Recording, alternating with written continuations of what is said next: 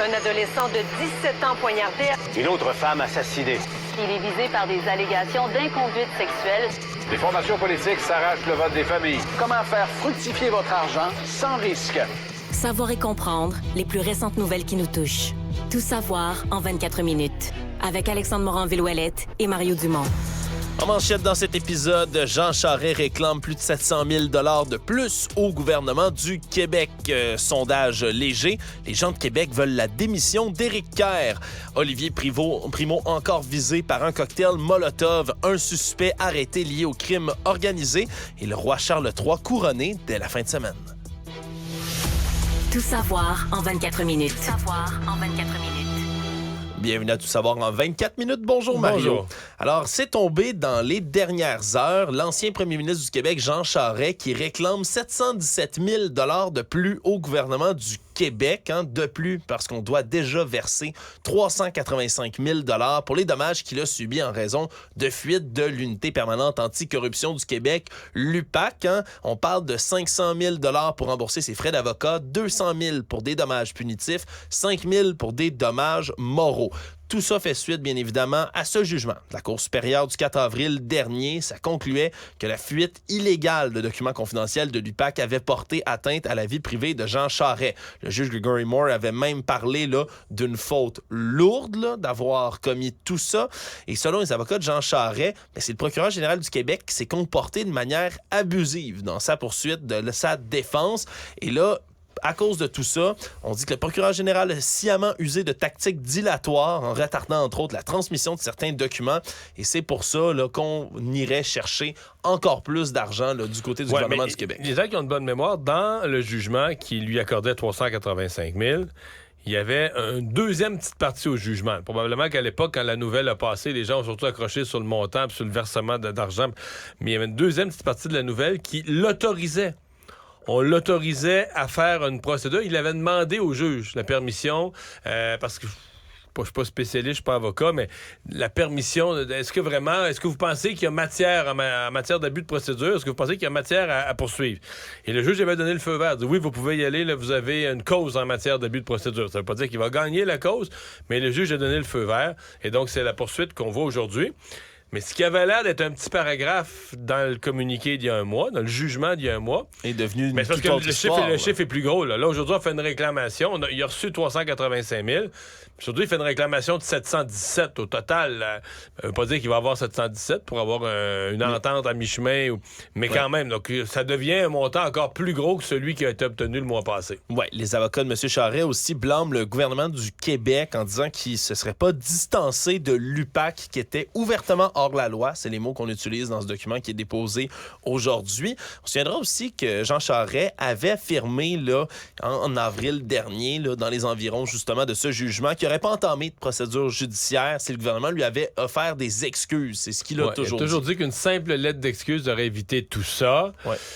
Mais là, quand même, il réclame de l'argent. Oui, parce que ces excuses, moi je me trompe, Mario, il les a jamais eues, même encore aujourd'hui. Non. Et donc, continue de pousser dans cette direction-là, d'avoir à mon avis, une réparation autre. Le gouvernement Legault, ne serait-ce que pour des raisons politiques, s'excusera jamais. Oui, simplement idéologique, politique.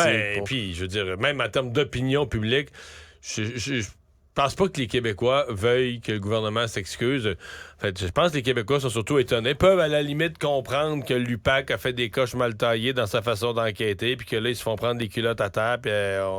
Mais écoute, je veux pas connaître l'état de l'opinion publique sur ce besoin de verser des sommes. Là. Au final, quel fiasco quand même. L'enquête mâchurée, quel fiasco. Aucune arrestation. On enquête pendant quoi? 5, 6 ans, 7 ans sur le Parti libéral, le financement. À des points, on apprend qu'il y a eu toutes sortes d'affaires qui sont survenues. Puis finalement, même pas un militaire quelconque, un responsable de financement, aucune arrestation. Ouais, aucune accusation. Aucune arrestation, aucune accusation. Puis là, finalement, on dédommage, c'est les contribuables qui versent des sommes à Jean Charest. C'est toute une aventure.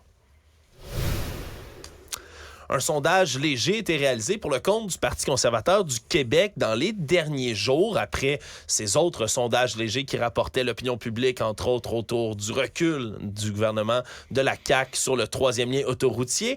Et là, on ciblait vraiment l'opinion publique par rapport à Éric Kerr, donc le ministre du gouvernement caquiste qui avait mis son siège en jeu sur l'autoroute justement du troisième lien.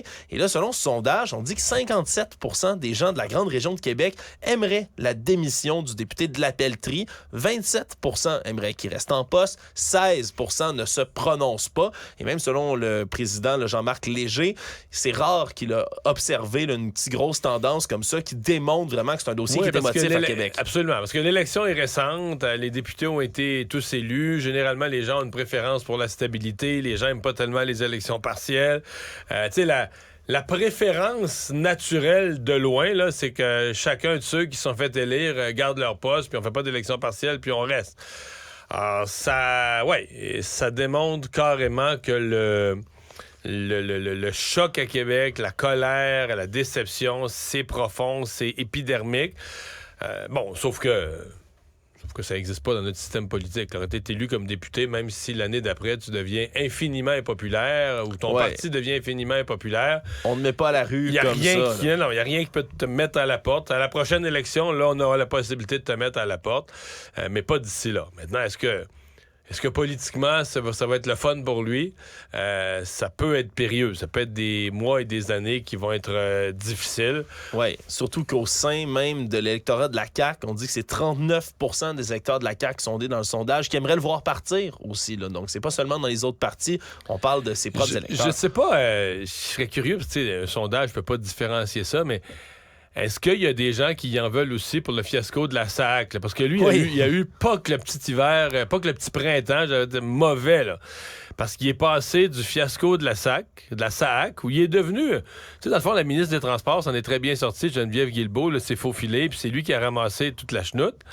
Et puis, on était à peine sorti de ça que là, l'abandon du troisième lien, alors que lui était le symbole de ceux qui s'étaient commis, qui avaient mis son... Écoute, il avait dit « je mets mon siège en jeu ». Il avait déjà dit, en fait, qu'il ne se représenterait pas s'il n'y avait pas une première pelletée de terre. Oui, il a déjà même dit, encore plus imagé, Mario, qu'il allait se battre pour ça jusqu'à sa dernière goutte de sang. Ouais. Quand même, là. Puis là, tout à coup, il abandonne tout, reste ministre. Donc, on s'entend que politiquement, là, c'est intéressant parce que pour François Legault, politiquement, tu as un ministre qui est plus un actif, là, il n'y a plus de valeur pour le parti. Il t'amène plus de vote, il t'amène plus de monde, au contraire. Oui. Il devient dans la valeur du parti ou dans la recherche de vote, là, il devient un fardeau. Oui, le prochain remaniement ministériel. Oui, mais de l'autre côté, difficile. Attention, c'est ça l'affaire, c'est que si tu le tasses, là, peut-être qu'il va s'en aller chez eux. Il restera pas comme simple député. Puis là, tu crées une élection partielle où Éric Duhem se présente et Éric Duhem gagne potentiellement. Fait que ça se peut que François Legault dise c'est un moins gros fardeau d'avoir Éric Kerr dans le caucus qu'Éric Duhem dans le Parlement. Oui. Et c'est tout ça que François Legault doit prendre en compte. En fait, là, c'est un sondage qui est commissionné même par le Parti conservateur qui, eux, vont continuer à marteler puis à frapper sur le fer pendant qu'il est chaud, Mario. Ben là, en fin de semaine, ils ont plein d'activités. J'ai vu que demain, Éric Duhem participe à un salon de je sais pas quoi où il va avoir... Écoute, il se prend un kiosque dans un salon pour faire signer le monde pour la démission d'Éric Duhem. Et dimanche après-midi, ils font une marche. Donc, le Parti conservateur va être sur le terrain toute la fin de semaine pour avoir la peau d'Éric Kerr.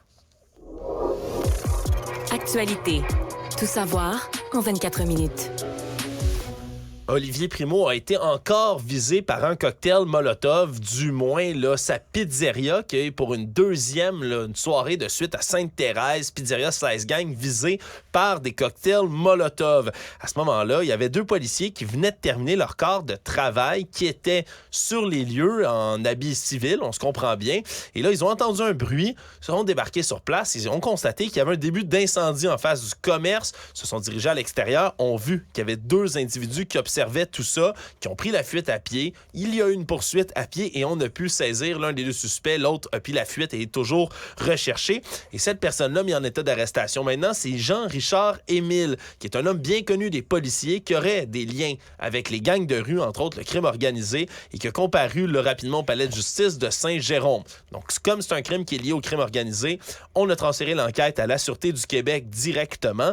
Et c'est une autre tentative autour de la personne personne qu'est Olivier Primo. On se souviendra, il y a eu premièrement des coups de feu qui ont été tirés là, dans son condo. Puis à ce moment-là, il avait laissé entendre publiquement qu'il s'inquiétait pas trop, qu'il pensait même que c'était erreur sur le lieu, erreur sur la personne, erreur sur le lieu. Oui, lui qui était pas sur les lieux à ce moment-là. Non, il était même pas au pays, je pense. Exact, il était en vacances à l'extérieur. Exact. Et là, au départ, il semblait écarter toute cette hypothèse-là, mais il a rapidement changé d'idée en parlant de se retirer momentanément de la vie publique par peur de représailles pour lui et sa famille. Exactement. Là, semble-t-il qu'après sa discussion avec les policiers de Laval, il a commencé à prendre ça beaucoup plus au sérieux. Et là, tout de suite après, on reçoit une tentative là, d'incendie criminel qui réussit pas complètement à la pizzeria Slice Gang. Et moins de 24 heures plus tard, on recommence une deuxième fois. Après ça, là, il va falloir se poser toutes sortes de questions, là, puis l'enquête va finir par le dévoiler. Mais qui veut la peau d'Olivier Primo? Qui lui en veut à ce point-là?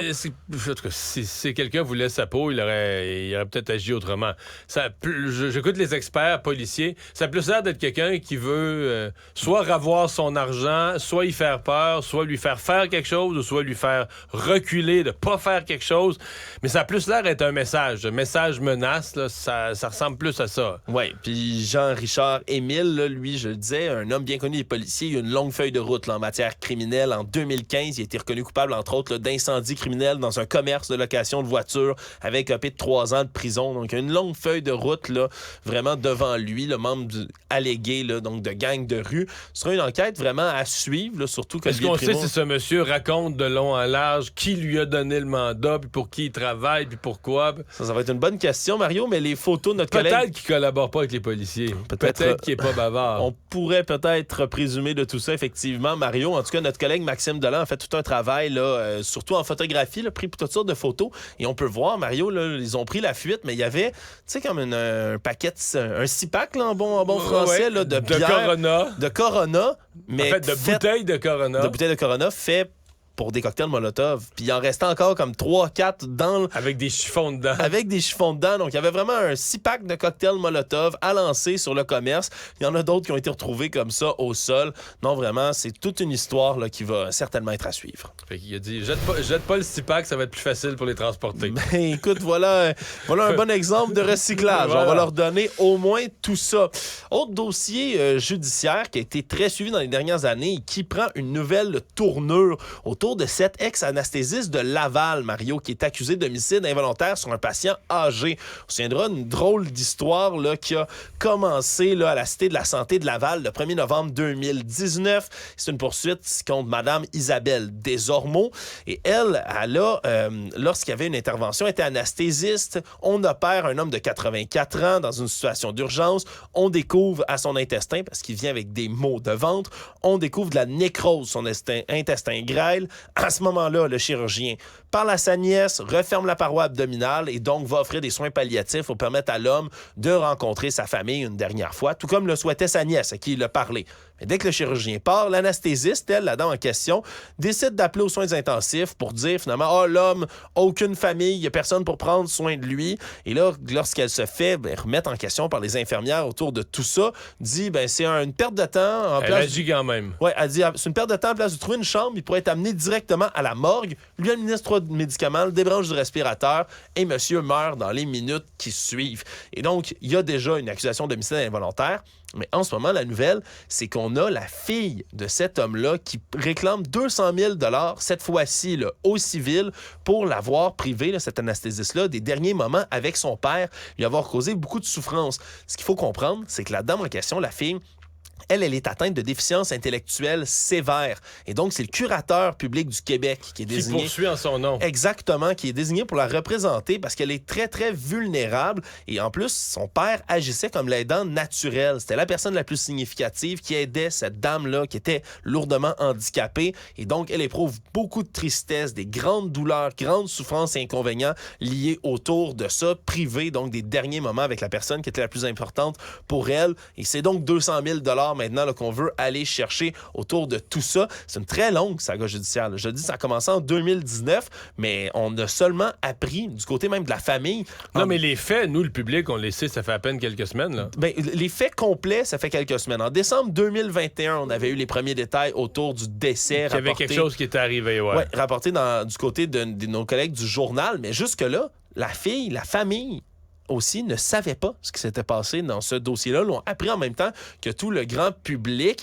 Et même Isabelle Desormeaux, la femme en question, elle, s'est battue, a multiplié là, les procédures judiciaires jusqu'en Cour suprême pour que son identité ne soit pas publiée. On peut la nommer justement depuis décembre 2021. Mais vraiment, là, c'est toute une saga. On n'a pas c'est le curateur public. C'est intéressant comme tu sais, quand tu dis que le curateur public a le devoir de protéger, de protéger, mais d'agir dans l'intérêt de la personne sur toutes les facettes de la vie. Mais même dans un cas comme ça, où elle est victime, dossier sort, mais le curateur public décide d'entreprendre en son nom, ce qui est tout à fait correct. En fait, c'est même, je dirais même, c'est rassurant de voir que le curateur public va jusqu'à cette étape supplémentaire de faire valoir ses droits devant le tribunal. Tout savoir en 24 minutes.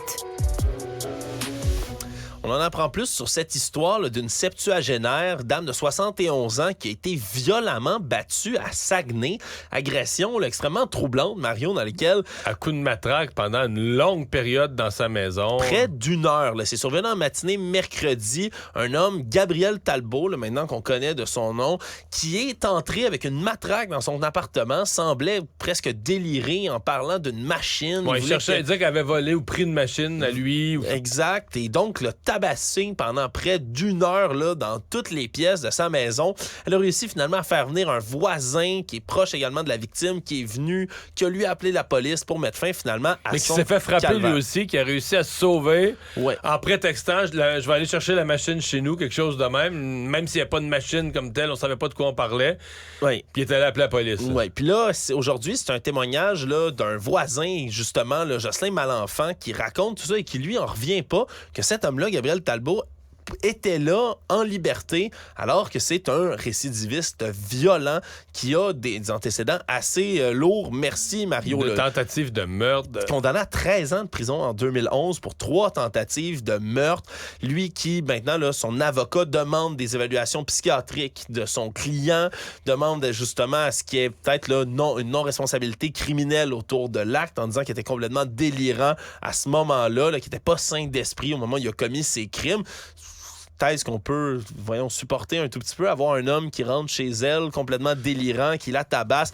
Vraiment, c'est toute une histoire. Et là, les résidents de l'immeuble n'étaient pas au courant de la nature des crimes de Gabriel Talbot, ne savaient pas du tout ce que lui avait fait et des dangers qu'il pouvait représenter. Et c'est vraiment ce que Jocelyn Malenfant, le voisin, lui, dénonce. Il dit qu'il fait une tournée là, aujourd'hui pour informer les voisins. Mais on est très proche de l'histoire de la policière qui est morte là, en Mauricie. Là, oui. Dans le sens que là, cette fois-ci... Maureen Brault. C'est Maureen Brault. C'est pas la police, c'est une simple citoyenne. Elle n'est pas morte, elle a survécu, mais si les gens ont vu les images là, de sa première 24 heures à l'hôpital... des fractures elle aurait pu décéder. Là, je dirais vraiment démolie de partout. Là, le visage est plus reconnaissable. Oui, vraiment une agression extrêmement sordide. Mais encore une fois, ce qui semble être un cas là, de problème de santé mentale qui mène à un crime violent. C'est vraiment ça, les deux trames qui s'entremêlent là-dedans, Mario. C'est quelqu'un qui est remis en liberté, qui est un récidiviste dangereux, puis en plus, il y a des antécédents de santé mentale. Violence, c'est ça. Vraiment. Économie.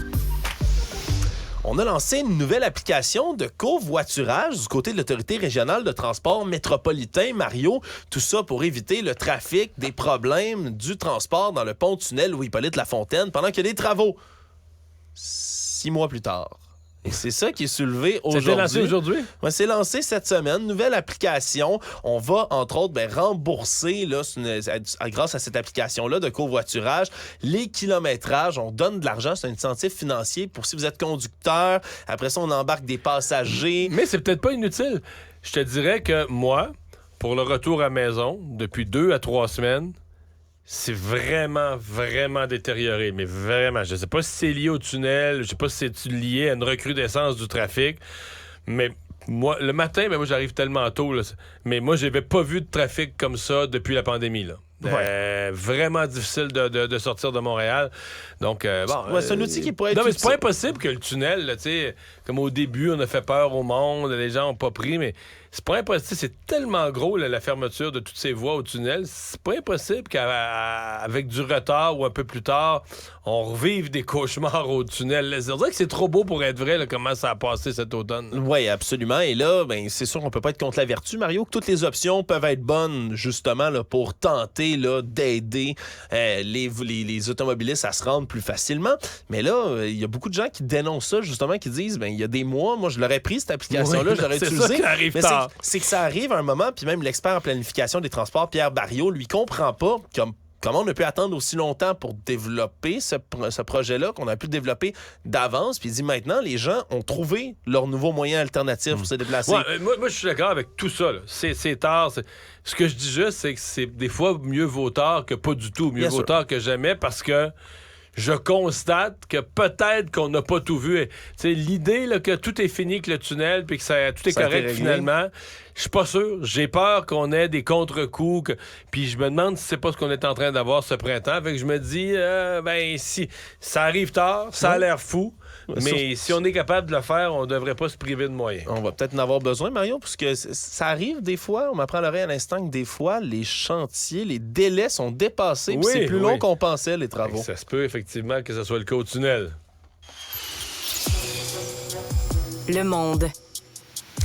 Demain, grand événement, Mario, qui sera suivi partout à l'international. Le couronnement de Charles III, ça arrive enfin. Il était déjà roi dès le décès de sa mère, mais restait encore l'affaire de le couronner officiellement.